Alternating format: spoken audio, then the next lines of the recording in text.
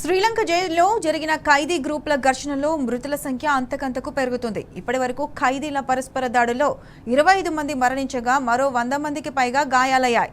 నెగొంబా పట్టణంలోని కారాగారంలో ఈ ఘటన జరిగింది. జైల్లో డ్రగ్స్ వ్యవహారంలోనే 2 గ్రూపుల మధ్య ఘర్షణ జరిగినట్లు స్థానిక మీడియా చెబుతుండగా, జైలు సామర్థ్యానికి మించి ఖైదీలు ఉన్నారని, ఈ క్రమంలోనే వారి మధ్య ఘర్షణ జరిగిందని ప్రచారం జరుగుతోంది.